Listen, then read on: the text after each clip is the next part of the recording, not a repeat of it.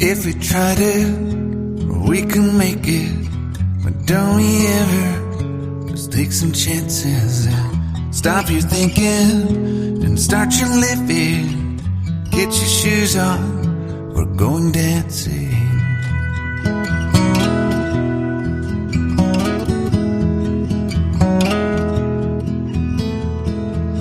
These little السلام عليكم، كنتمنى تكونوا بخير وعلى خير.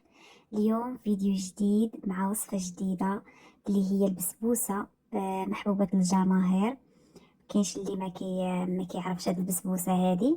المهم جبتها لكم بمقادير بساطين وكتوجد في دقائق. اول حاجة غادي نبدا بالسيرو اللي غادي نسقيه بها. درت هنايا نص كاس ديال السنيده مع كاس ونص ديال الماء وهذوك القشور ديال الليمون. وهنايا البنات كيف ما كتشوفوا المكونات اللي غادي نصايب بهم هاد البسبوسه غادي نقولهم لكم دابا. كاس الا ربع تاع السنيده، حيت عاد غادي نديروا القطر حتى هو حلو. هنا كاس الا ربع ديال الزيت النباتيه، 4 كاس ديال الليمون، عصير الليمون، بيضه وحده، ساشي ديال الفاني، والخميره الكيماويه من فئه 7 غرام. هنا كاس ديال اللبن وجوج كيسان مملوئين ديال السميده الرقيقه، والملح من طبيعه الحال على حسب الذوق. بالنسبه للبنات اللي هنايا في كندا، هذا هو اللبن اللي كنستعمل انا، راه كيجي زوين بحال ديال المغرب. المهم هنايا راه ما تصوراش ليا هاد اللقطه، راني خويت هنايا درت البيضه، درت معاها السنيده ومعاها ساشي ديال الفاني. ما عرفتش علاش ما تصوراتش ليا هاد اللقطه هادي، تقطعات. كنوريكم زعما راني درت الساشي ديال الفاني. المهم نخلطهم مزيان. من بعد كنزيد الزيت كاس الا ربع، غير دفعات بهذه الطريقه هذه اللي موضحه لكم في لا فيديو حتى كيتجانسوا ليا كاع المكونات.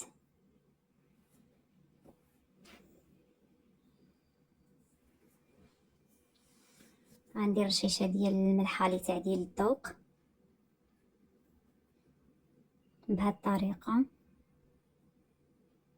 وهنا غادي نزيد 4 كاس ديال الليمون. غنعاود نخلط المكونات بهذه الطريقه هذه اللي كتشوفوا. حاولوا تخلطوا مزيان باش يذوب هذاك السكر. هنا غادي نزيد الكاس ديال اللبن وغنعاود نخلط.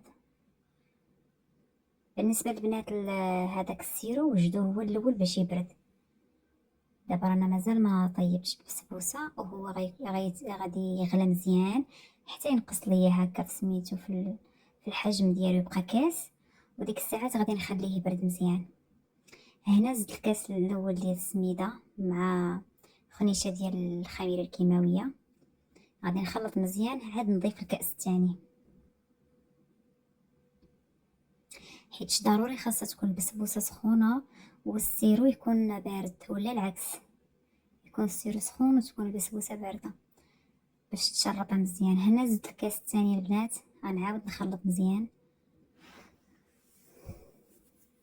بهذه الطريقه هذه.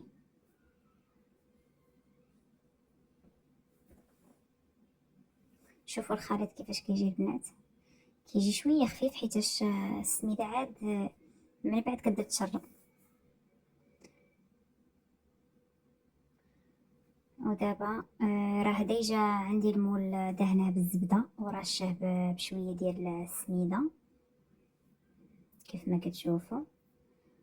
ودابا غادي نخوي هذاك الخليط في الفران. ديجا راني شعلته. العافيه ما تكونش مهيله بحال اللي غنطيبوا الكيك، حيت الا كانت مهيله كتنشف لينا بزاف، كتجي قازحه، كتنشف لينا هذا البسبوسه ديالنا. خاصها تكون ماشي هذا، ما تكونش مهيله بزاف وما تكونش مجهده بزاف، تكون في المتوسط.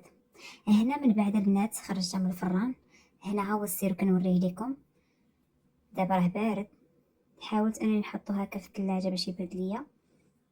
دابا غادي نبدا نسقي في البسبوسه ديالي وهي سخونه بهاد الطريقه اللي موضحه لكم في الفيديو. جربوها راه كتجي زوينه بزاف وناجحه 100%. الا عندكم حتى المقله الثقيله ديروه في المقله الثقيله كيجي زوين.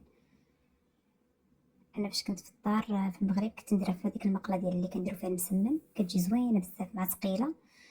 هنا غادي ندير معلقه بنه ديال العسل بهاد الطريقه هذه باش نزين بالكوك باش يلصق ليا. هانتوما غادي تشوفوا الكوك اللي كنعاود لكم عليه كيفاش داير هنايا. هنا راه ما مطحونش عندي حيت انا كنطحنو هنايا باش نصور لكم ونلوح لكم هذا. استعملته هكاك، شوفوا كيفاش داير، شفتوه الشعيرات ديالو طوالين بزاف. هو كيقولوا هنا بانه زوين بزاف ولكن ما كيعجبنيش انا هكاك الشعيرات ديالو طوالين، خصني ضروري نطحنو. وهنا كنزينو، يعني التزيين كيبقى اختياري باش ما كان سواء بهذا باللوز ولا بسميتو ولا بالبيستاج اللي كان موجود. وهنا من بعد ما طابت البنات شفتوا.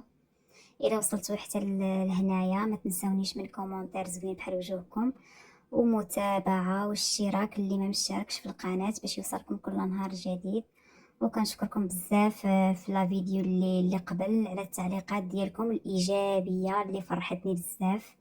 جزاكم الله خير، ونتلاقاو ان شاء الله في فيديو جديد مع وصفه جديده.